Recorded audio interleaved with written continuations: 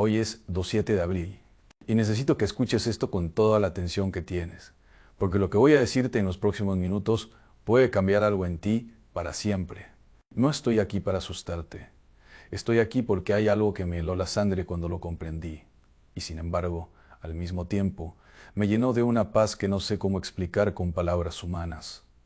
Déjame preguntarte algo. ¿Alguna vez has tenido la sensación de que algo importante está a punto de ocurrir y nadie a tu alrededor lo nota? Como si tú estuvieras viendo una tormenta acercarse en el horizonte y todos los demás siguieran riendo, comprando, discutiendo por cosas sin importancia, mirando sus teléfonos. Esa sensación no es ansiedad, no es paranoia. A veces esa sensación es el Espíritu de Dios tocando tu alma. La realidad del mundo en que vivimos hoy es aterradora si lo observas con los ojos espirituales abiertos.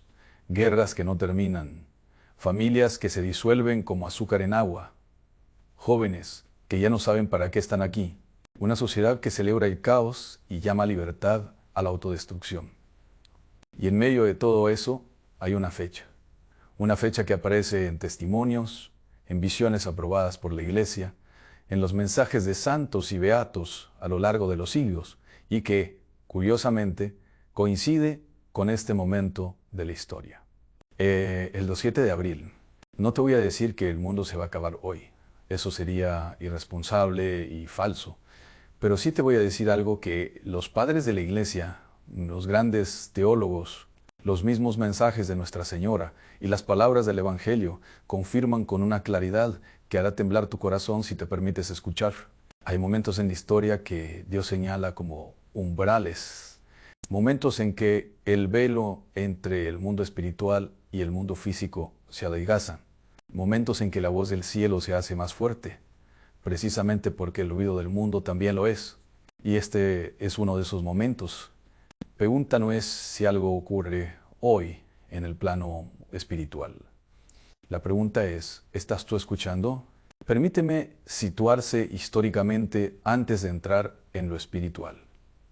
Porque soy sacerdote, sí, pero también soy teólogo. Y creo que la fe no le teme a la razón. La fe se alimenta de la razón bien usada. El 27 de abril tiene una densidad espiritual que muy pocos conocen. El 27 de abril del año 2014, el Papa Francisco canonizó a dos de los papas más importantes del siglo XX, Juan XXIII y Juan Pablo II, dos hombres que, desde su pontificado, hablaron repetidamente de tiempos difíciles que vendrían, de una humanidad que necesitaría volver a Dios con urgencia, de señales que aparecerán antes de un gran cambio. Esa canonización, ese día, no fue casualidad. En la Iglesia Católica nada lo es. Bueno, pero hay algo más profundo. La Iglesia venera el 27 de abril con una conexión directa a la figura del apóstol San Pedro. Y aquí quiero detenerme, porque la historia de Pedro es la historia de todos nosotros, y necesitamos entenderla bien. Historia real, San Pedro y la advertencia que casi no escuchó. El Evangelio de Juan, capítulo 13, narra una escena que a mí, personalmente, me ha sacudido cada vez que la leo y la medito. Era la última cena. Jesús estaba reunido con sus discípulos y comenzó a hacer algo que ninguno de ellos esperaba. Se arrodilló, tomó una toalla y empezó a lavarles los pies. Cuando llegó a Pedro, Pedro se retiró. Señor, ¿tú lavarme los pies a mí? Y Jesús le dijo, lo que yo hago, tú no lo comprendes ahora, pero lo comprenderás después. Pedro respondió con firmeza, jamás me lavarás los pies. Y Jesús, con esa serenidad que solo tiene quien conoce el final de la historia, le dijo, si no te lavo, no tendrás parte conmigo. Pedro entonces, sin entender todavía, se rindió. Señor, no solo los pies, sino también las manos y la cabeza. ¿Sabes qué estaba ocurriendo en esa escena? Jesús le estaba enviando una advertencia a Pedro. Le estaba diciendo, hay cosas que vienen que no comprenderás. Habrá momentos en que el cielo actúe de formas que tu mente no alcanzará a descifrar. Y si te aferras a tu orgullo, a tu propio entendimiento, te quedarás fuera. Esa misma noche, Pedro falló. Negó a su maestro 3 veces. ¿Por qué? Porque no escuchó la advertencia, la escuchó con los oídos, pero no la recibió con el alma. Yo me identifico profundamente con Pedro. Y no lo digo con modestia fingida. Lo digo porque hay un episodio de mi vida que me marcó de una manera que todavía hoy, cuando lo recuerdo, siento algo aterrador y hermoso al mismo tiempo. Hace varios años, un amigo muy cercano a mí, un hombre de fe, un padre de familia, me llamó por teléfono en un estado de angustia que yo no le había escuchado antes. Espera. Me dijo, padre, siento que algo viene. Siento que algo en mi familia está por romperse y no sé de dónde viene. Yo le escuché, le di consejos, le dije que rezara y luego seguí con mi día. 3 semanas después, ese hombre perdió a su hijo en un accidente. No hubo señales físicas previas, no había nada lógico que prever, pero él lo había sentido y yo no le tomé suficientemente en serio. Ese día aprendí algo que ningún seminario me enseñó con esa claridad. El Espíritu de Dios habla antes de que ocurran las cosas. No siempre con palabras, a veces con inquietud, con un peso en el pecho, con esa sensación de que algo importante está por ocurrir. El problema no es que Dios no avise. El problema es que nosotros no escuchamos. Y ahora necesito que te quedes, porque en los próximos minutos voy a mostrarte algo que los grandes teólogos han documentado, algo que los mensajes aprobados por la Iglesia confirman y algo que tiene que ver directamente con lo que si tú que estás viendo este video en este momento estás viviendo en tu vida, lo que viene a continuación puede ser el mensaje más importante que vas a escuchar en mucho tiempo. No cambies de video todavía. Quiero que hagamos un ejercicio juntos. Quiero que por un momento dejes de pensar en el 7 de abril como una fecha del calendario. Quiero que empieces a verla como lo que realmente es en el lenguaje de Dios. Un umbral. En la Biblia, los números y las fechas no son ornamentales, no son rellenos. Cada vez que el texto sagrado detiene su narrativa para señalar un día, un año, una hora, lo hace porque Dios está marcando algo. Está diciendo, aquí ocurrió algo que necesitas recordar, y hay una palabra en el griego del Nuevo Testamento que me parece fundamental para entender lo que hoy quiero compartirte. La palabra es kairos. No es cronos, que es el tiempo que mides con un reloj. Es kairos, el tiempo de Dios, el momento oportuno, el instante en que el cielo y la tierra se rozan. El Evangelio de Marcos comienza con Jesús diciendo exactamente esto. El tiempo se ha cumplido. No dice un tiempo, dice el tiempo. Ese tiempo específico, ese kairos, había llegado. Y yo te pregunto hoy, con toda la seriedad de mi condición sacerdotal, y si estamos viviendo uno de esos momentos ahora. Los mensajes que la Iglesia no puede ignorar. Hay una figura que no puede faltar en esta conversación. Santa Faustina Kowalska, religiosa polacha del siglo XX, cuyo diario espiritual, La Divina Misericordia en mi alma, fue aprobado por la Iglesia tras años de estudio riguroso. No es especulación. No es folclore popular. Es un documento espiritual reconocido por el magisterio. Y en ese diario, Faustina escribe algo que me heló la sangre la primera vez que lo leí.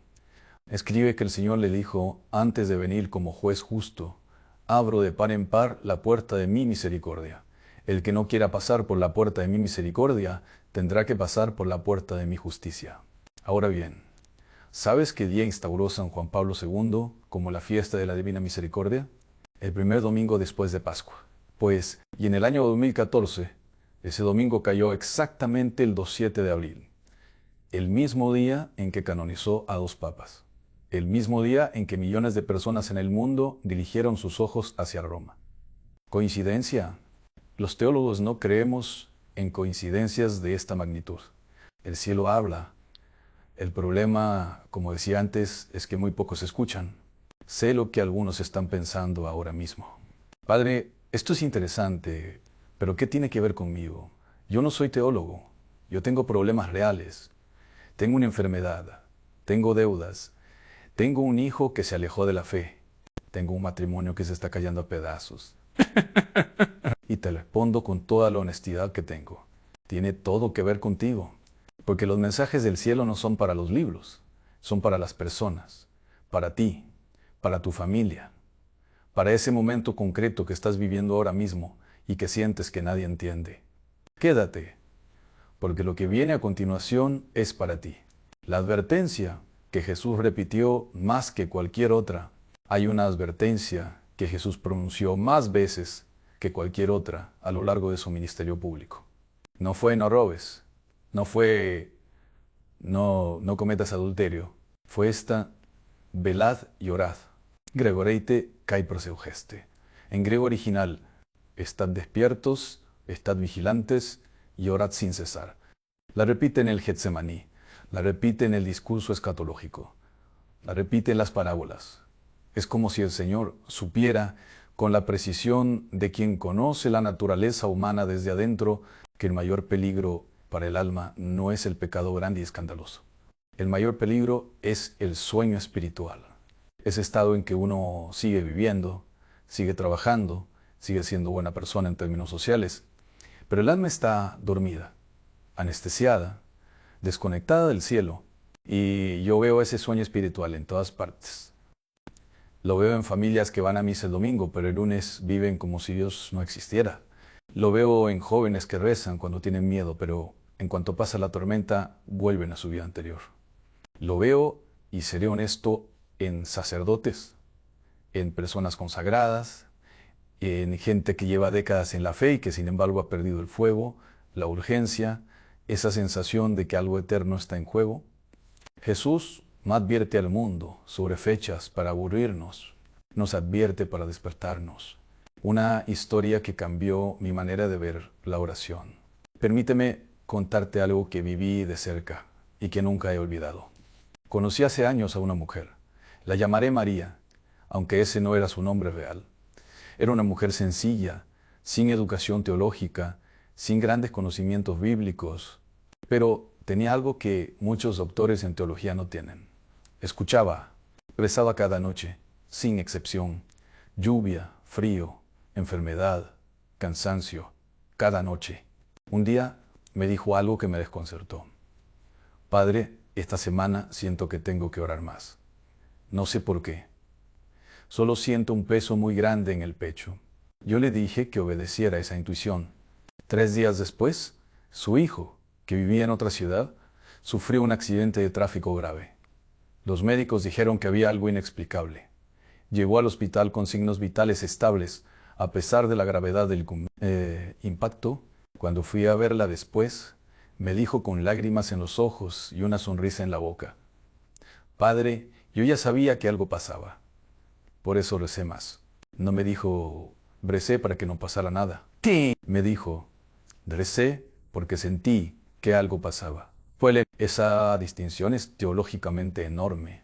La oración no es un escudo mágico que impide que el sufrimiento llegue. La oración es la mano de Dios que sostiene tu alma cuando el sufrimiento llega. Y hay personas que, como esta mujer, aprenden a escuchar esa voz del Espíritu que avisa, que inquieta, que despierta. ¿Eres tú una de esas personas? ¿O sigues durmiendo? Vamos a entrar en algo que muy pocos sacerdotes se atreven a hablar abiertamente. Vamos a hablar de lo que ocurre en el plano espiritual invisible cuando una persona ignora las advertencias del cielo. Lo que los grandes exorcistas de la historia han documentado. Lo que yo mismo he presenciado en casos de guerra espiritual. Y también, y esto es lo más importante, voy a mostrarte exactamente qué puedes hacer tú hoy, en este momento, para no ser de los que no escucharon. El velo se romperá. La pregunta es si estarás preparado. No te vayas. Pues quiero comenzar esta parte con una pregunta que puede incomodarte. Y te pido que no la descartes. Te pido que la sostengas en tu mente mientras escuchas lo que viene. La pregunta es esta.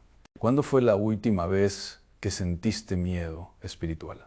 No el miedo al fracaso, no el miedo a la enfermedad o a la muerte, sino ese miedo específico, antiguo, casi instintivo, que siente el alma cuando sabe que está demasiado cerca del borde, cuando sabe que algo invisible la ronda, cuando sabe que ha estado ignorando algo que no debería ignorar. Ese miedo tiene nombre en la tradición espiritual de la Iglesia. Se llama Timor Domini, el temor de Dios. Y al contrario de lo que la cultura moderna nos ha enseñado, ese temor no es algo negativo. No es el terror del esclavo ante un amor cruel. Es la conciencia profunda, visceral, del alma que reconoce que hay una realidad infinitamente más grande que ella misma. Una realidad que la sostiene, pero también una realidad ante la cual será inevitablemente responsable. Los proverbios dicen con una claridad que hace temblar: el principio de la sabiduría es el temor de Dios, no el conocimiento, no la inteligencia, no la virtud, el temor, porque el alma que no teme a nada, el alma que ha perdido esa conciencia de lo eterno, es el alma más vulnerable al engaño espiritual. Y de eso quiero hablarte hoy. Lo que los exorcistas documentan sobre el silencio espiritual. En mis años de formación y práctica en el campo del discernimiento espiritual, he tenido acceso a casos documentados que la mayoría de las personas nunca conocerá. No porque sean secretos, sino porque no encajan en la narrativa cómoda que la sociedad prefiere. Hay un patrón que se repite con una regularidad que ya no me sorprende, pero que sigue siendo algo aterrador cada vez que lo veo confirmado. Pues, antes de que una persona caiga en una crisis espiritual grave, antes de que el enemigo encuentre un punto de entrada real en su vida, casi siempre hay un período de lo que los teólogos llamamos asedia espiritual. Asedia, una palabra griega que San Juan Clímaco, uno de los grandes padres del desierto, describía como el demonio del mediodía. No es la pereza común, es algo más sutil y más peligroso. Es la indiferencia espiritual, esa sensación de que la oración no sirve para nada, de que Dios está lejos, de que las cosas sagradas han perdido su peso. Es el alma que ha dejado de escuchar. Y cuando el alma deja de escuchar, cuando apaga esa frecuencia espiritual que la conecta con el cielo, queda expuesta. No porque Dios la abandone, Dios nunca abandona, sino porque el alma voluntariamente ha bajado sus defensas. He visto esto en casos de familias enteras que perdieron su fe de forma gradual, casi imperceptible. No hubo un momento dramático, no hubo una apostasía declarada. Simplemente un día dejaron de rezar. Un día la Biblia quedó en el cajón, un día el domingo se convirtió en cualquier otro día, y años después, cuando llegaron a mí buscando ayuda, me decían con los ojos llenos de confusión: Padre, no sé qué pasó. Siento que algo entró en mi familia y no sé cuándo ni cómo. Yo sé cuándo entró, cuando dejaron de escuchar. Sé que hay alguien viendo este video ahora mismo que reconoce exactamente lo que acabo de describir. Quizás eres tú, quizás es alguien de tu familia, quizás llevas meses o años sintiendo ese vacío que no puedes nombrar. Bueno, esa distancia de Dios que nadie más parece notar, pero que tú sientes en los huesos. ¿No has llegado a este video por casualidad? El cielo tiene una forma muy particular de hacer llegar sus mensajes a quienes los necesitan. Quédate, porque lo que viene ahora son las herramientas, las armas, las respuestas concretas que estabas buscando sin saber que las buscabas. Las 3 herramientas que el cielo ha dado para este tiempo. La tradición espiritual de la Iglesia, respaldada por siglos de teología, de experiencia mística aprobada y de práctica pastoral, nos ha dejado 3 herramientas fundamentales para los tiempos de prueba. No son complicadas, no requieren una formación especial. Las tienes disponibles ahora mismo, en este instante. La primera es la oración de petición consciente. No me refiero a rezar por inercia. Me refiero a lo que San Pablo llama en su carta a los Filipenses: en toda ocasión, con oración y súplica, y dando gracias, presentad vuestras peticiones a Dios. La palabra clave es en toda ocasión. No solo cuando hay crisis, no solo cuando el miedo aprieta, en toda ocasión. En la mañana ordinaria, en el día sin incidentes, en el momento en que todo parece estar bien. Sí. Porque la oración constante no es solo para pedir protección, es para mantener abierto el canal, para que cuando el cielo necesite enviarte una advertencia, la frecuencia esté encendida y tú puedas recibirla. La segunda herramienta es la Lectio Divina, la lectura orante de la Escritura. No leer la Biblia como quien lee un periódico, sino leerla como quien recibe una carta personal, con silencio, con pausa, preguntándole al Espíritu Santo, ¿qué me estás diciendo a mí en este momento de mi vida? A través de estas palabras. San Jerónimo, uno de los grandes doctores de la Iglesia, dijo algo que nunca he podido olvidar. La ignorancia de las Escrituras es ignorancia de Cristo. Y yo añadiría, en tiempos de advertencias espirituales, la ignorancia de las Escrituras es también ignorancia del peligro. La tercera herramienta, y aquí quiero que pongas especial atención, es la intercesión activa por los tuyos. Una de las cosas más devastadoras que he visto en mi ministerio es la soledad espiritual de las familias. Personas que rezan por sí mismas, pero que han olvidado que el enemigo no ataca solo al individuo. Ataca al núcleo, ataca al matrimonio, ataca a los hijos, ataca a las relaciones más cercanas precisamente porque sabe que ahí está el mayor bien y la mayor vulnerabilidad. La oración de intercesión, rezar por los tuyos, con nombre y apellido, con su situación concreta en las manos de Dios, es uno de los actos espirituales más poderosos que existen. Y es, tristemente, uno de los más olvidados. Lo que yo hago cada 7 de abril, quiero compartirte algo que nunca he dicho públicamente con este nivel de detalle.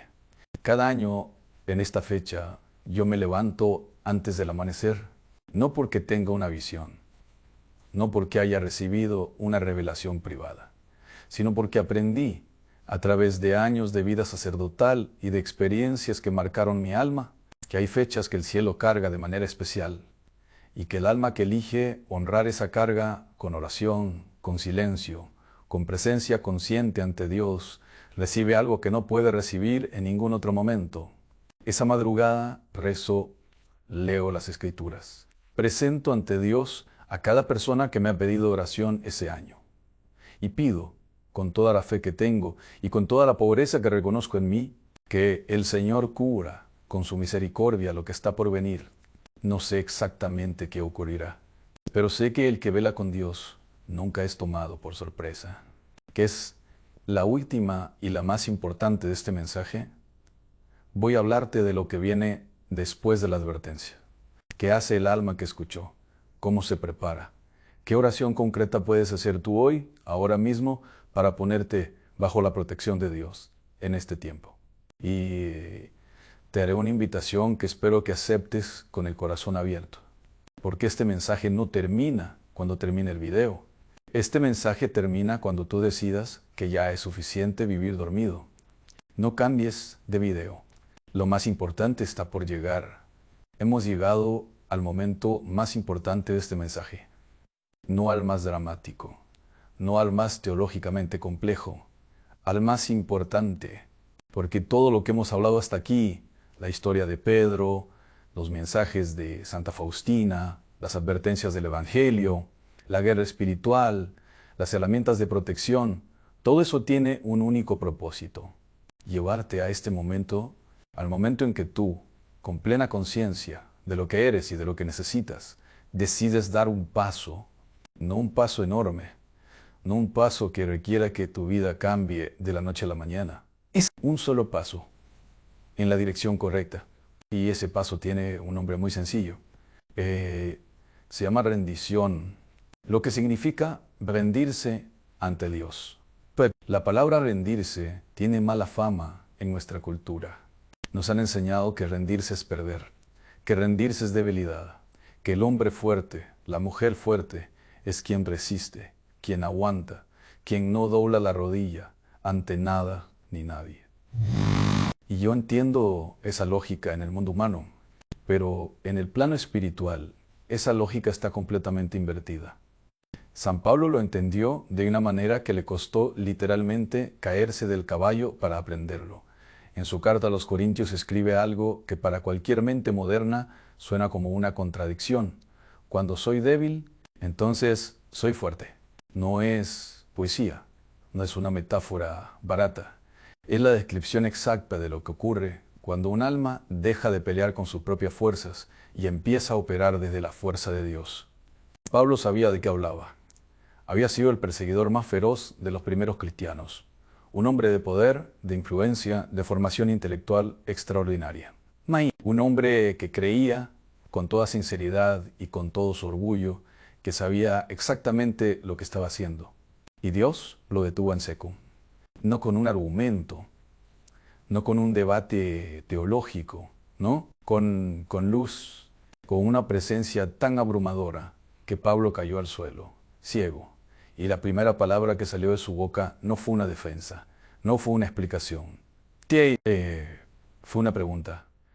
Señor, ¿quién eres tú? Esa pregunta lo cambió todo. Y yo me pregunto hoy, mirándote a ti, a través de esta cámara, ¿cuándo fue la última vez que le hiciste esa pregunta a Dios con total honestidad? No como fórmula, no como liturgia, sino como el alma desnuda que reconoce que no lo sabe todo, que está perdida, que necesita luz. Hay alguien viendo este video ahora mismo que lleva mucho tiempo cargando solo un peso, que no le corresponde cargar solo. Una enfermedad que no cede, una relación que se rompió y que sigue sangrando por dentro, un hijo que se fue y no regresa, una deuda que se aplasta, un miedo que no tiene nombre pero que aparece cada noche cuando se apagan las luces.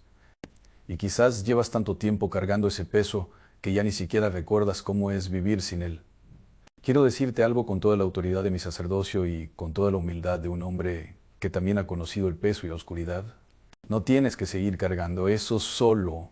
El cielo está más cerca de ti en este momento de lo que crees. Quédate, porque lo que voy a darte ahora es real y es para ti. Una historia que el cielo usó para hablarme a mí. Quiero contarte algo que guardo con mucho cuidado en mi corazón. Hace algunos años atravesé un periodo de oscuridad espiritual que muy pocas personas conocen. No fue una crisis de fe en el sentido dogmático. Seguía celebrando la misa, seguía rezando, seguía ejerciendo mi ministerio. Pero por dentro, algo se había apagado. Era exactamente esa asedia de la que te hablé en la parte anterior. Esa sensación de que mis oraciones subían hasta el techo y ahí se quedaban. De que Dios escuchaba a otros, pero a mí me había puesto en espera. Un día, un sacerdote mayor que yo, un hombre de una sencillez desconcertante, me dijo algo que al principio me pareció demasiado simple para ser útil. Me dijo, Ángel, deja de pedirle a Dios que te explique. Empieza a pedirle que te sostenga. No lo entendí ese día. Pero esa noche, en la capilla, completamente solo, con la oscuridad afuera y una sola vela encendida frente al Santísimo, lo entendí. Había estado rezando desde la cabeza, desde la teología, desde el sacerdote que sabe cómo hay que orar.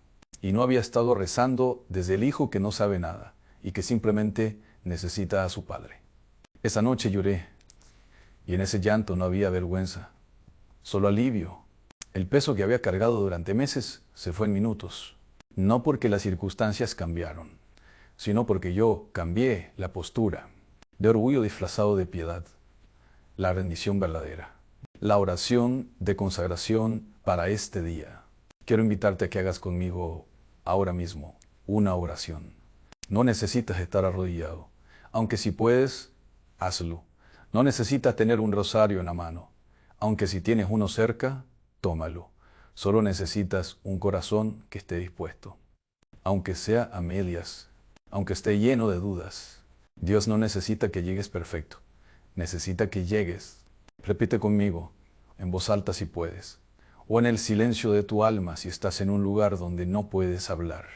Padre, aquí estoy. No vengo con grandes virtudes, no vengo con una fe perfecta. Vengo con lo que tengo, que muchas veces parece muy poco. Pero vengo. Hoy, en este día que tú has señalado en el tiempo, te entrego lo que más me pesa. Te entrego a la persona que más me duele. Te entrego el miedo que más me paraliza.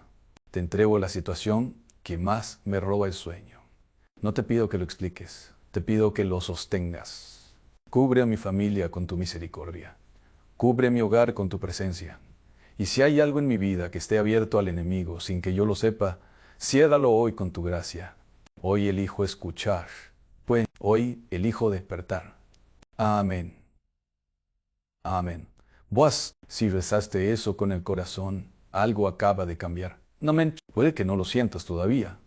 Las cosas espirituales muchas veces no se sienten de inmediato, pero el cielo lo registró. Y eso es suficiente. Antes de terminar, necesito pedirte algo. ¿Por qué? No como canal de YouTube, no como estrategia de redes sociales. Te lo pido como sacerdote. Si este mensaje llegó a ti hoy, no fue casualidad. Ya hablamos de eso. El cielo no manda mensajes a las personas equivocadas. Esto llegó a ti porque tú lo necesitabas, o alguien que tú conoces lo necesitaba. Así que te pido que hagas 3 cosas. La primera, suscríbete a este canal, no por nosotros, sino porque aquí, semana a semana, encuentras mensajes que alimentan lo que hoy empezó en ti. Toca el botón rojo. Hazte parte de esta comunidad de almas que han decidido despertar. La segunda, activa la campana de notificaciones. Toca el icono de la campana para que cada vez que publiquemos un nuevo mensaje, el cielo lo haga llegar a tu pantalla antes que cualquier otra cosa. Porque en tiempos como estos, no te puedes perder ni uno. Y la tercera, y esta es la más importante de las 3, escribe en los comentarios tu petición de oración. No tienes que dar detalles si no quieres. Puedes escribir solo una palabra. Salud, familia, trabajo, soledad, miedo. Yo leo cada comentario y cada petición que me dejan la llevo personalmente ante Dios en mi oración. No soy el intermediario entre tú y Dios. Eso solo lo es Cristo. Pero soy un sacerdote que intercede. Y la intercesión tiene poder. Escríbeme, cuéntame qué estás viviendo. Deja que esta comunidad ore contigo y por ti.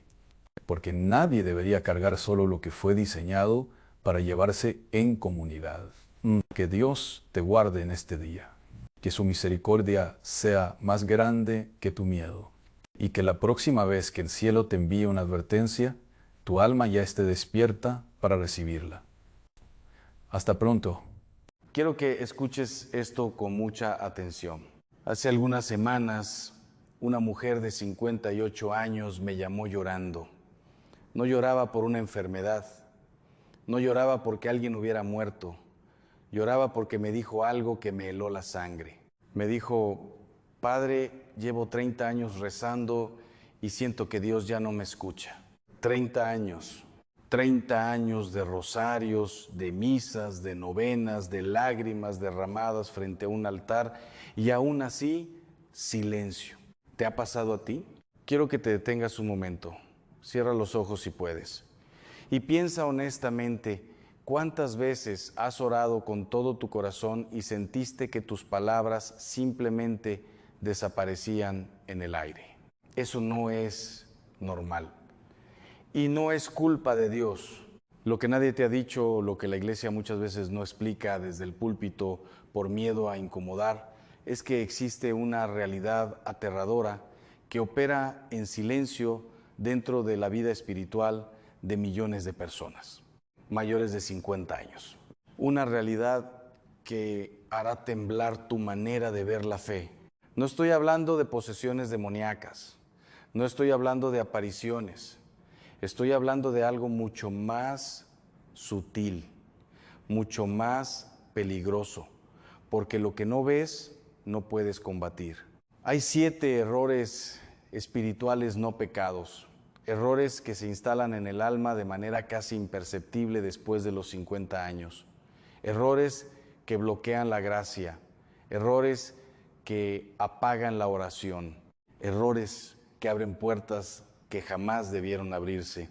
Y lo más perturbador de todo esto, lo que me hizo perder el sueño cuando comencé a investigarlo con profundidad teológica, es que la inmensa mayoría de las personas que los cometen son personas profundamente religiosas, personas como tú, personas que aman a Dios, que van a misa, que rezan cada noche, que han dedicado décadas de su vida a la fe.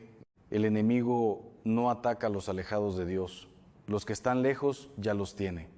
El enemigo ataca a los que están cerca. Y los ataca precisamente a través de lo que ellos creen que es su fortaleza. Quédate hasta el final de este video, porque lo que vas a escuchar hoy podría ser la diferencia entre una vida espiritual que florece y un alma que se apaga lentamente sin entender por qué. El velo se romperá hoy. Permíteme presentarme brevemente para quienes me ven por primera vez. Soy el Padre Ángel Espinosa de los Monteros, soy sacerdote, teólogo y durante muchos años he ejercido el ministerio del exorcismo bajo la autorización expresa de la Iglesia Católica. He acompañado a cientos de personas en crisis espirituales profundas. He visto cosas que la razón humana difícilmente puede explicar. Y precisamente por eso, por todo lo que he visto, puedo decirte con absoluta certeza que lo espiritual es real. Tan real como el aire que respiras en este momento. Pero también he aprendido algo que ningún libro de teología me enseñó directamente. La mayoría del sufrimiento espiritual no viene de fuera, viene de adentro. Viene de patrones de pensamiento y de oración que adoptamos sin cuestionarlos. Viene de hábitos que heredamos y nunca examinamos. Viene de errores que cometemos con la mejor intención del mundo. Y estos errores se acentúan dramáticamente después de los 50 años. ¿Por qué después de los 50? Porque es en esa etapa cuando el alma enfrenta sus pruebas más profundas. Los hijos se van. El cuerpo comienza a hablar con más fuerza. Llegan las enfermedades, los duelos, las pérdidas, y lo que antes funcionaba espiritualmente, de repente parece no funcionar más. Hoy vamos a hablar de los dos primeros errores y te pido que los escuches no con el oído del que quiere tener razón, sino con el oído del que quiere sanar. Error número 1. Confundir la rutina religiosa con la vida espiritual. Este es quizás el error más extendido y también el más silencioso. Existe una diferencia fundamental, teológica y existencial entre hacer cosas religiosas y tener una vida espiritual activa. La religiosidad es el conjunto de prácticas externas. La misa, el rosario, la novena, la limosna, la señal de la cruz antes de comer. Todas estas cosas son buenas, son necesarias, pero son el vehículo, no el destino. La vida espiritual es otra cosa. Es el encuentro personal, íntimo, transformador con Dios. Es la oración que nace del corazón y no solo de la memoria. Es la fe que cuestiona, que duda, que lucha y que a pesar de todo permanece. Cuando una persona lleva 20, 30, 40 años practicando su fe, es muy fácil y comprensible que las prácticas religiosas se conviertan en automatismos. El rosario se reza, pero la mente está en la lista del supermercado. La misa se asiste, pero el corazón está ausente. La oración de la noche se recita como se recita el número de teléfono de casa. Y aquí viene lo que me heló la sangre cuando lo comprendí teológicamente. San Juan de la Cruz lo llamó la tibieza espiritual y decía que era más peligrosa que el pecado grave, porque el pecador grave al menos sabe que está mal. El tibio cree que está bien. El primer error es creer que porque llevas décadas siendo religioso, eso equivale automáticamente a tener una vida espiritual profunda. No es así. La solución no es hacer más cosas religiosas, es hacer las mismas cosas con presencia real, con el corazón encendido, con la conciencia de que en ese momento estás delante del Creador del universo. Un ejercicio práctico esta semana, antes de rezar el rosario o cualquier oración habitual, detente 30 segundos, solo 30 segundos. Respira y di en voz alta: Señor, estoy aquí. No vengo por costumbre, vengo porque te necesito. Esa frase simple puede romper años de rutina espiritual en un instante. ¿Sigues aquí? Bien. porque lo que viene ahora es algo que muy pocos sacerdotes se atreven a decir en público. El segundo error que voy a compartir contigo es el que más frecuentemente encuentro en personas que vienen a mí después de años de sufrimiento espiritual inexplicable. Presta mucha atención. Error número 2, cargar con culpas que ya han sido perdonadas. Este error tiene un nombre teológico preciso, escrupulosidad espiritual. Y en personas mayores de 50 años se convierte en una carga que literalmente aplasta la vida de fe.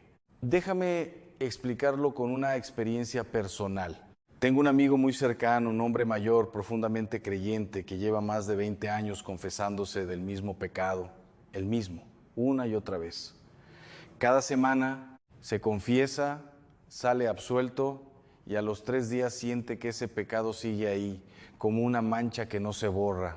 Un día me senté con él y le pregunté, ¿crees que el sacerdote tiene el poder de absolverte? Me dijo que sí. ¿Crees que ese poder viene de Cristo? Me dijo que sí. ¿Crees que Cristo puede perdonar? Me dijo que sí. Entonces, ¿a quién no le crees? ¿A Dios o a ti mismo? Se quedó en silencio por un largo momento y luego comenzó a llorar. Esto es lo que me enseñaron los años de acompañamiento espiritual. El mayor obstáculo para recibir el perdón de Dios no es Dios, somos nosotros mismos. Existe en muchas personas, especialmente en quienes han sido educadas en una fe más rigorista, una incapacidad profunda para recibir la misericordia. Se puede creer en la misericordia de Dios para los demás, pero no para uno mismo. Y eso espiritualmente es devastador. Porque una persona que no se siente perdonada no puede orar con libertad, no puede acercarse a Dios con confianza. Siempre hay una distancia, un cristal invisible entre el alma y el Padre. San Pablo lo dijo con una claridad que hará temblar a quien lo comprenda. Ya no hay ninguna condenación para los que están en Cristo Jesús. Ninguna, ni una. El enemigo sabe que no puede quitarte la fe, pero puede hacer algo casi igual de efectivo. Puede convencerte de que esa fe no te alcanza a ti. La segunda tarea es esta. Toma un papel, escribe esa culpa que llevas cargando y al pie de la página escribe con letras grandes: esto ya fue perdonado en la cruz, guárdalo. Y cuando el pensamiento vuelva, saca el papel y léelo. Porque el perdón no es un sentimiento, es una verdad. Y las verdades no dependen de cómo te sientas para ser reales. Bienvenido de nuevo. Si estás aquí es porque algo en la primera parte tocó una fibra que llevaba tiempo dormida. Y eso no es casualidad. En la tradición espiritual cristiana existe un principio que los grandes maestros del alma conocen bien. El alma reconoce la verdad antes de que la mente la procese. Si algo de lo que escuchaste en la parte anterior te incomodó, te hizo detenerte, te hizo pensar en alguien cercano, eso es la gracia trabajando. Hoy vamos a adentrarnos en los errores 3 y 4 y debo advertirte algo antes de continuar.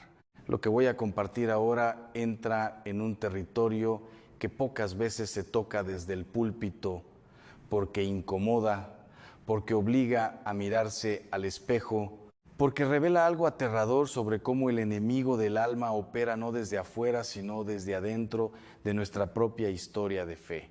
Y uno de estos errores lo viví yo mismo. Quédate, esto te cambiará. Error número 3. Orar para recibir en lugar de orar para encontrar. Permíteme hacerte una pregunta directa. Una pregunta que no quiero que respondas en voz alta, sino en el silencio honesto de tu corazón. Cuando oras, ¿qué buscas? La mayoría de las personas, y lo digo sin ningún juicio, porque es completamente comprensible, oran principalmente para pedir, para recibir, para que algo cambie. La salud se deteriora, el hijo que se alejó. La situación económica no mejora, el matrimonio que cruje, el diagnóstico médico que llegó sin aviso. Oramos para que Dios intervenga, para que Dios resuelva, para que Dios actúe. Y no hay nada de malo en eso. La petición es una forma legítima y hermosa de oración. El mismo Cristo nos enseñó a pedir, pedid y recibiréis. Pero existe un error sutil que se instala con el paso de los años, y es este: cuando la oración se convierte únicamente en una lista de peticiones, Dios deja de ser una persona y se convierte en un servicio. Y eso, sin que nos demos cuenta, transforma nuestra relación con Él. Lo vi claramente en una persona muy cercana a mí, un familiar querido, mayor de 60 años, hombre de fe toda su vida, que en sus últimos años atravesó una crisis espiritual silenciosa pero profunda. Cuando hablé con él, con calma, sin prisa, me confesó algo que me partió el corazón. Ángel, llevo años pidiendo a Dios cosas que nunca llegan. Ya no sé si sirve de algo rezar. No había dejado de orar. Seguía rezando cada día, pero cada oración era una nueva petición. Y cada petición sin respuesta visible era un ladrillo más en un muro de decepción espiritual. Esto es lo que los grandes místicos llaman la oración interesada. Y Santa Teresa de Ávila, con su característica franqueza castellana, decía que este tipo de oración sostenida en el tiempo termina produciendo una fe transaccional. Yo rezo, Dios da. Y cuando Dios no da lo que esperamos, la fe se resquebraja. La solución no es dejar de pedir, es aprender a añadir una dimensión que la mayoría de nosotros olvidamos después de los 50 años. La oración contemplativa, la oración de presencia, la oración que no pide nada, que solo dice: Señor, aquí estoy. No vengo a pedirte nada esta vez, solo quiero estar contigo.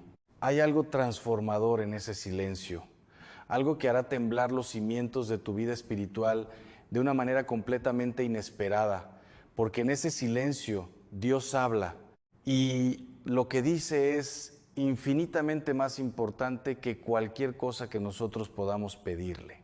Esta semana dedica 5 minutos al día a una oración sin palabras, sin peticiones. Solo silencio consciente ante Dios, 5 minutos. Y observa qué ocurre en tu interior al cabo de 7 días. Lo que acabo de compartir contigo sobre la oración fue difícil de aceptar para mí mismo. Pero el cuarto error, el que viene ahora, fue el que más me costó reconocer en mi propia vida. Porque este error se disfraza perfectamente de virtud y precisamente por eso es el más peligroso de todos. No te vayas. Error número 4, confundir el control espiritual con la rendición a Dios. Voy a contarte algo que nunca he contado en detalle públicamente. Durante varios años de mi ministerio sacerdotal atravesé un periodo que desde fuera parecía de gran productividad espiritual. Escribía, predicaba, acompañaba a personas en crisis, realizaba el ministerio del exorcismo con plena autorización de la Iglesia. Desde afuera todo parecía bien, pero por dentro algo estaba profundamente equivocado. Sin darme cuenta, y esto es lo que me tomó tiempo reconocer con honestidad, había comenzado a gestionar mi vida espiritual en lugar de vivirla. Tenía mis tiempos de oración perfectamente organizados, mis lecturas teológicas planificadas, mis retiros anuales programados, todo bajo control. Y fue precisamente en ese periodo de aparente orden espiritual cuando sentí la mayor sequedad interior de mi vida. Un día, durante la oración, escuché con una claridad que me heló la sangre una frase que surgió desde lo más hondo de mi conciencia. ¿Cuándo fue la última vez que le dejaste actuar a Él? No a mí, a Él. Ahí comprendí el error. Yo llevaba meses organizando mi relación con Dios como quien organiza una agenda de trabajo. Y Dios no cabe en una agenda. Este error es especialmente frecuente en personas mayores de 50 años que han desarrollado una vida espiritual seria y disciplinada. La disciplina es necesaria, pero cuando la disciplina se convierte en control, la gracia no tiene espacio para entrar. En teología espiritual hay un concepto fundamental que se llama la kenosis, del griego, vaciarse. Es el acto de soltar, de abandonar el control, de decir genuinamente: Señor, no sé cómo orar hoy, no sé qué pedirte, no tengo fuerzas para nada, aquí estoy, vacío, llena tú lo que yo no puedo llenar. Esa oración del vaciamiento es, paradójicamente, una de las más poderosas que existe, porque Dios no puede llenar lo que ya está lleno de nuestros propios planes, nuestras propias estrategias espirituales, nuestro propio control. Hay una imagen que me gusta usar. Imagina un vaso completamente lleno de agua turbia. Si quieres llenarlo de agua limpia, primero tienes que vaciarlo. No puedes añadir agua limpia a un vaso que ya está lleno de agua sucia. Tienes que soltar primero. La rendición espiritual no es debilidad. Es el acto de fe más valiente que un ser humano puede realizar. Y en personas mayores de 50 años, que han vivido décadas aprendiendo a controlar su entorno, a resolver sus problemas, a ser fuertes para los demás, este acto de soltar puede ser el más difícil y el más liberador de toda su vida espiritual. Te propongo un ejercicio concreto. Esta noche, antes de dormir, di esta oración en voz alta, no en silencio. En voz alta para que tu propio oído la escuche. Señor, suelto el control de mi vida espiritual. Suelto mis planes, mis tiempos, mis expectativas. Haz en mí lo que yo no soy capaz de hacer. Confío en ti más de lo que confío en mí mismo. Dilo aunque no lo sientas. Dilo aunque parte de ti resista. Porque la fe no comienza cuando lo sientes. La fe comienza cuando lo dices aunque no lo sientas. Y algo comenzará a moverse en tu interior que lleva quizás años paralizado. Hemos hablado de 4 errores, pero los que vienen en la tercera parte son los que más consecuencias espirituales tienen a largo plazo. Uno de ellos está directamente relacionado con algo que el enemigo usa específicamente contra personas de fe madura. Y cuando lo escuches, entenderás por qué tantas personas llegan a los 70 años sintiéndose espiritualmente vacías a pesar de toda una vida de fe. La parte 3 te espera, sigues aquí. Y eso me dice algo importante sobre ti. No eres una persona que busca entretenimiento espiritual superficial. Eres alguien que genuinamente quiere crecer, alguien que siente que hay algo más profundo, más real, más transformador que lo que has experimentado hasta ahora en tu vida de fe. Y tienes razón, lo hay.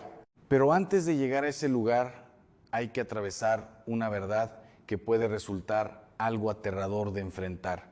Porque los errores que vamos a tratar hoy, el 5º y el 6º, no son errores de debilidad, son errores de personas fuertes, de personas que han luchado toda su vida, de personas que han sobrevivido cosas que habrían destruido a otros. Y precisamente por eso son tan difíciles de ver. El enemigo del alma es inteligente. No ataca donde eres débil, te ataca donde crees que eres invencible. Presta atención. Lo que viene ahora podría ser la pieza que le ha faltado a tu vida espiritual durante décadas. Error número 5, llevar heridas del pasado sin haberlas llevado al pie de la cruz. Quiero que pienses en algo por un momento. Piensa en la persona que más daño te ha hecho en la vida. No tienes que decir su nombre en voz alta, solo tráela a tu mente su rostro. Lo que ocurrió, el momento en que algo dentro de ti se rompió por su causa, ¿la tienes? Ahora te hago una pregunta que necesita una respuesta completamente honesta. No la respuesta que crees que deberías dar, sino la respuesta real. ¿La has perdonado de verdad? No de palabra, no de manera formal, no con un sí, la perdono dicho con los dientes apretados, sino desde las profundidades del alma, con una paz genuina, sin que su recuerdo todavía genere en ti una contracción en el pecho, una tensión en la mandíbula, una sombra en el corazón. En 30 años de acompañamiento espiritual y ministerio sacerdotal, he llegado a una conclusión que hará temblar a quien la comprenda en toda su profundidad. La herida espiritual no perdonada es la puerta más común por la que el enemigo accede al alma de las personas de fe madura. No es la falta de oración, no es la ignorancia teológica, es la herida antigua, la traición del amigo, el abandono del cónyuge, el abuso del padre, la injusticia del hermano, la crueldad del jefe, el hijo que se fue y no volvió. Y lo más perturbador de todo esto, lo que me heló la sangre cuando comencé a verlo con claridad, es que estas heridas no perdonadas no siempre se manifiestan como odio abierto. A veces se manifiestan como tristeza crónica, como una sensación persistente de que la vida no valió la pena, como una distancia inexplicable de Dios a pesar de años de práctica religiosa. Conozco a una mujer, una persona querida en mi entorno que pasó los últimos 20 años de su vida yendo a misa cada día, rezando el rosario cada noche, siendo considerada por todos en su parroquia como un ejemplo de piedad, pero en privado, en los momentos de mayor honestidad, me confesó que sentía un vacío que ninguna oración llenaba. Trabajando con ella espiritualmente durante meses, llegamos juntos al origen, una herida de hace 40 años, una traición profunda que había sido enterrada, no sanada, tapada con capas y capas de prácticas religiosas, pero nunca llevada genuinamente al pie de la cruz.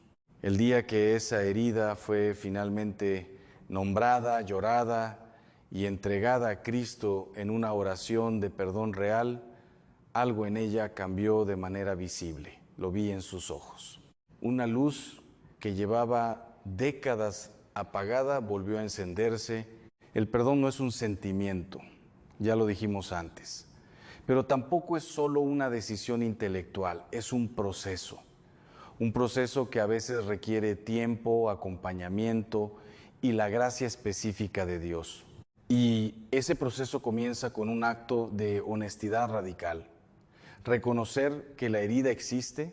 Muchas personas mayores de 50 años han aprendido a sobrevivir negando sus heridas. La cultura les enseñó que la fortaleza es no llorar, que seguir adelante significa no mirar atrás, que ser fuerte significa no necesitar sanar. Pero Cristo no dijo, venid a mí los que sois fuertes. Dijo, venid a mí todos los que estáis cansados y agobiados. El ejercicio que te propongo para este error es el más exigente de todos los que hemos visto. Toma el tiempo que necesites. Escribe en un papel el nombre de cada persona que te ha herido profundamente a lo largo de tu vida. Debajo de cada nombre, escribe qué ocurrió y luego, con ese papel en la mano, di en voz alta esta oración.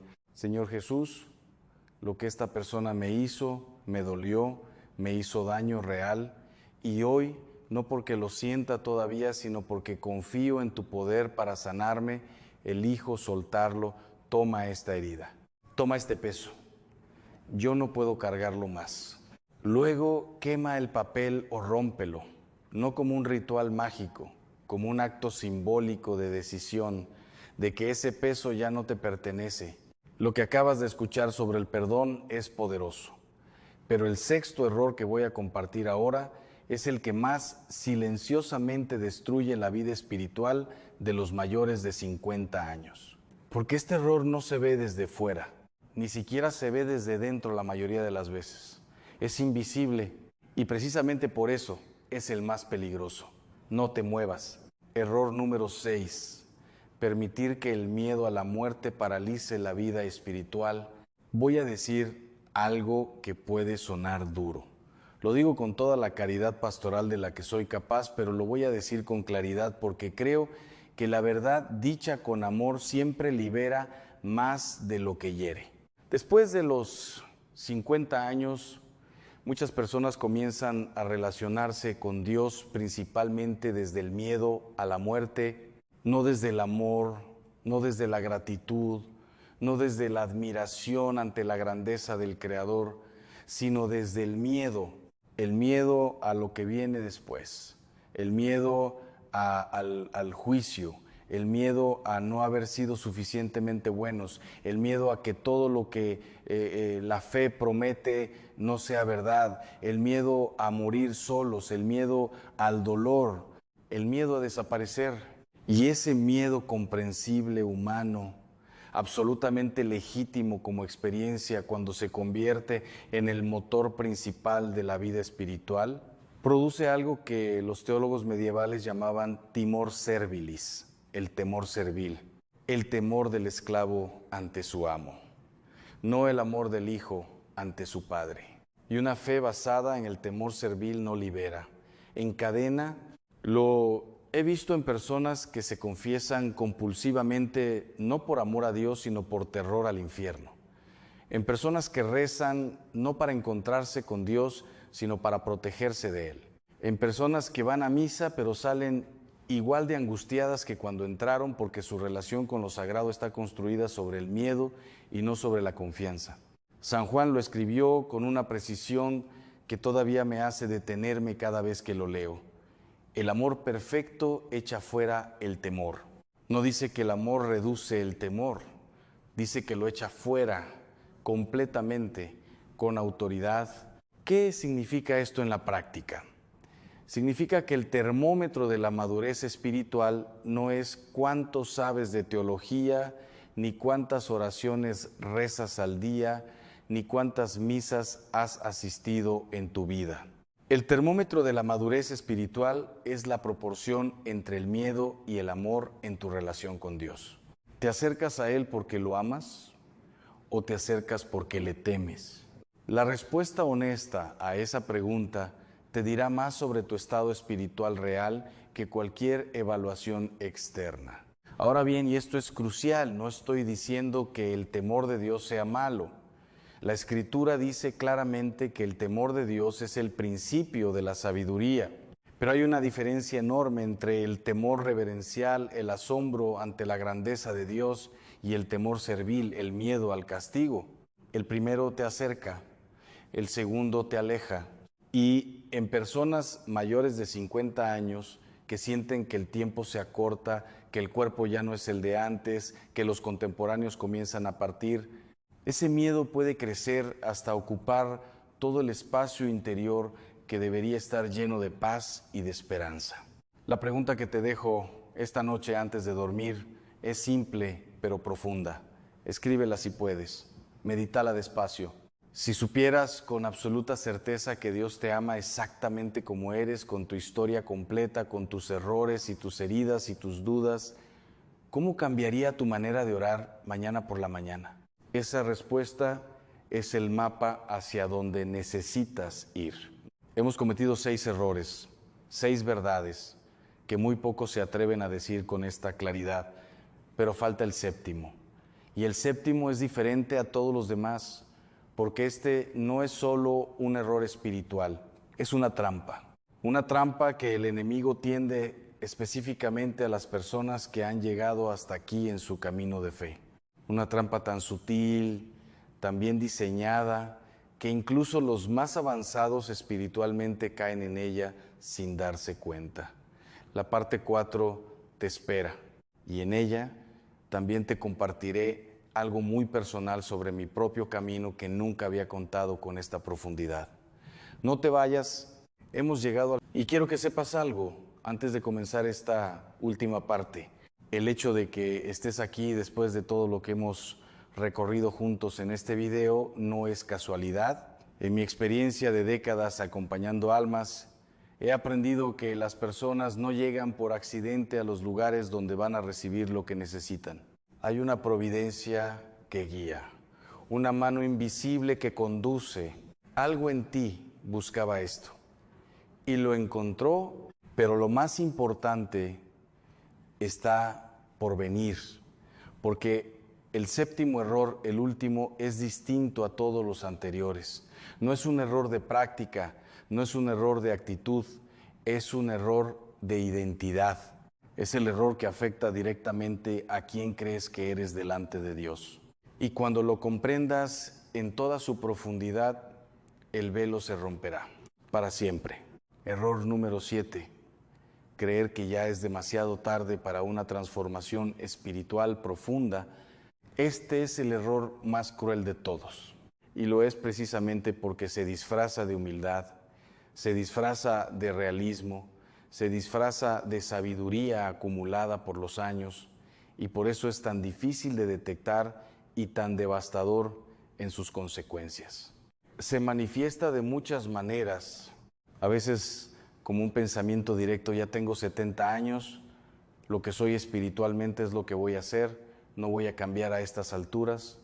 Otras veces es más sutil, una resignación silenciosa, una especie de conformismo espiritual, un así soy yo pronunciado con una sonrisa triste que en realidad esconde una rendición profunda. Y quiero decirte algo con toda la autoridad que me dan 30 años de ministerio sacerdotal, años de acompañamiento espiritual, años de haber visto lo que Dios puede hacer en el alma humana cuando se le da permiso. Eso es una mentira. Una de las mentiras más antiguas y más efectivas que el enemigo del alma ha utilizado a lo largo de toda la historia. La Escritura está llena de personas que encontraron a Dios o que fueron transformadas radicalmente por Él en la segunda mitad de su vida. Abraham tenía 75 años cuando Dios le llamó a comenzar la aventura más grande de su existencia. Moisés tenía 80 años cuando se paró frente al faraón más poderoso del mundo conocido. Ana, la profetisa del templo, llevaba décadas en oración fiel cuando tuvo el privilegio de ser la primera persona en reconocer al Mesías recién nacido. La edad no es un obstáculo para Dios, nunca lo ha sido. Lo que sí puede ser un obstáculo es la creencia de que la edad es un obstáculo, porque esa creencia cierra puertas, cierra la disposición a aprender, cierra la apertura a la sorpresa divina, cierra la posibilidad del milagro. Y un alma cerrada, aunque rece cada día, aunque asista a misa cada semana, es un alma que ha puesto límites a lo que Dios puede hacer en ella. San Agustín no encontró a Dios de verdad hasta los 33 años, después de una vida de alejamiento y búsqueda errática. Y cuando lo encontró, escribió las palabras que quizás mejor describen la experiencia espiritual de la segunda mitad de la vida: nos hiciste para ti, Señor, y nuestro corazón está inquieto hasta que descanse en ti. La inquietud que sientes, esa sensación de que algo falta, de que hay más, de que la vida espiritual que tienes no es la vida espiritual que podrías tener, no es una señal de fracaso. Es una señal de que el Espíritu Santo todavía está trabajando en ti, todavía te llama, todavía tiene planes para tu alma que tú ni siquiera puedes imaginar. El séptimo error es rendirse antes de que el capítulo más hermoso haya comenzado a escribirse. Antes de cerrar este video con algo muy personal que quiero compartir contigo, necesito que escuches lo que viene ahora. Porque en este momento voy a hablarte no como teólogo, no como exorcista, no como sacerdote. Voy a hablarte como un hombre que también ha cometido estos errores. Como alguien que también ha tenido que aprender en carne propia que la transformación espiritual no tiene fecha de caducidad. Hay algo que quiero contarte, algo que pocas veces he compartido con esta honestidad. Durante muchos años de mi ministerio cometí el séptimo error yo mismo, no de manera consciente, no con esas palabras exactas, pero sí en su esencia más profunda.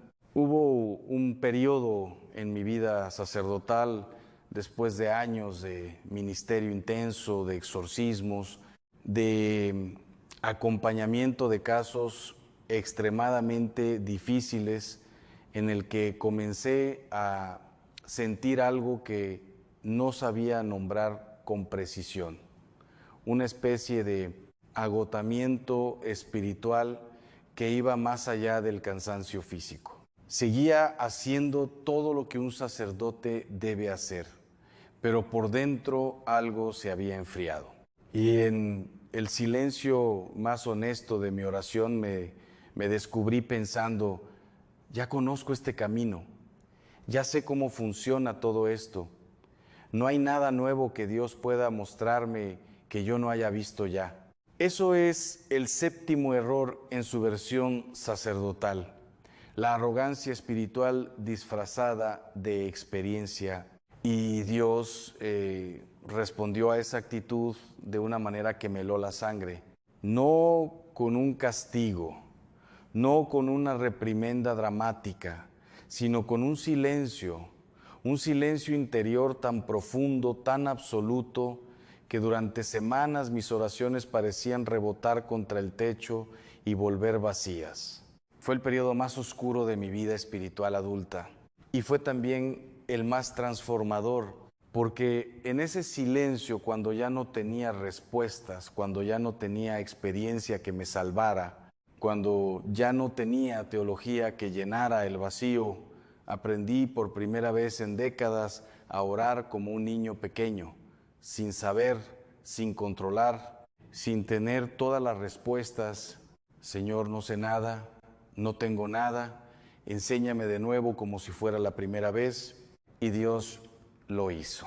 Lo que vino después de ese periodo de oscuridad fue una renovación espiritual que jamás habría podido planificar ni producir con mis propios esfuerzos. Una profundidad en la oración que no había conocido en mis primeros 20 años de sacerdocio. Una ternura en la relación con Dios que los libros de teología describen, pero que solo se conoce cuando se vive.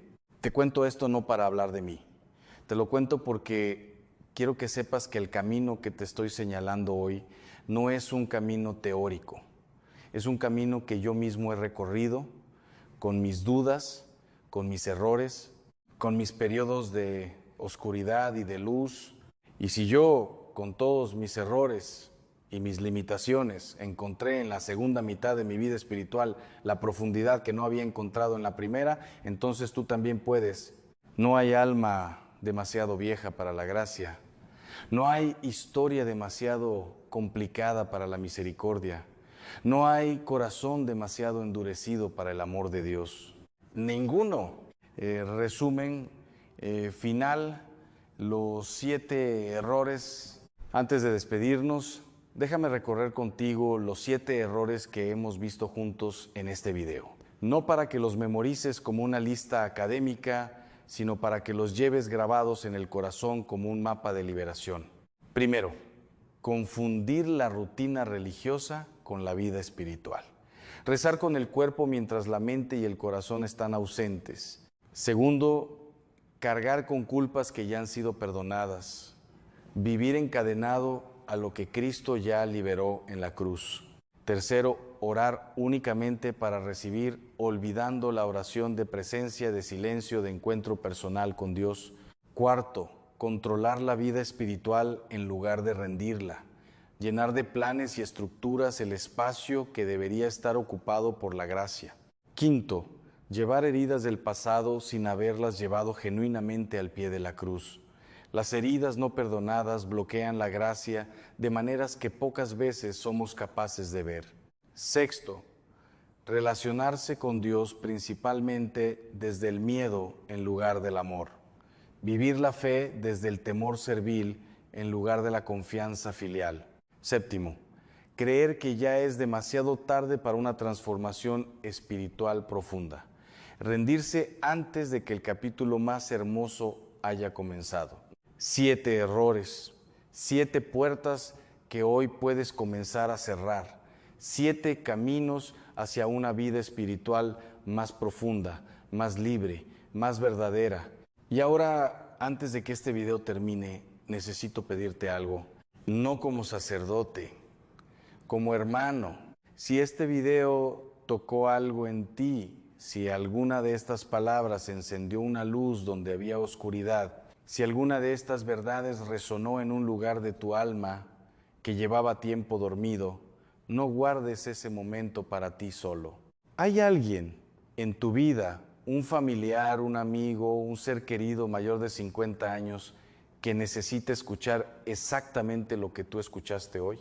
Alguien que está cargando en silencio uno de estos 7 errores, sin saber que tiene nombre, sin saber que tiene solución, sin saber que hay una salida, comparte este video con esa persona. Ahora, antes de que la rutina del día te lo impida, ese gesto simple podría cambiar el rumbo espiritual de alguien que amas. Y si este canal te ha dado algo, si estas enseñanzas han sido útiles para tu camino de fe, te pido que te suscribas, no para darme a mí un número, sino para que cada vez que subamos un nuevo video, tú seas el primero en recibirlo, para que este acompañamiento espiritual llegue a tu vida de manera regular y constante. Activa la campanita de notificaciones, porque seguiremos profundizando juntos en estos temas que la fe necesita y que pocas veces se tratan con esta honestidad. Y finalmente, y esto es lo más importante de todo lo que te pido hoy, escríbeme en los comentarios. Cuéntame cuál de estos 7 errores reconociste en tu propia vida. Cuéntame qué está pasando en tu corazón en este momento. Cuéntame cuál es la carga que llevas, la herida que no sana, la oración que parece no ser escuchada. Porque yo leo los comentarios, los leo personalmente y oro por cada persona que comparte su historia en este canal. No estás solo, no estás sola. Hay una comunidad de fe aquí que te acompaña y hay un sacerdote que, aunque no te conozca en persona, llevará tu nombre y tu intención ante Dios en su oración de cada mañana. Que el Señor bendiga tu camino, que la Virgen te cubra con su manto y que estos 7 errores que hoy nombramos juntos se conviertan, por la gracia de Dios, en 7 puertas hacia la vida espiritual más profunda y más libre que jamás hayas conocido. Hasta la próxima.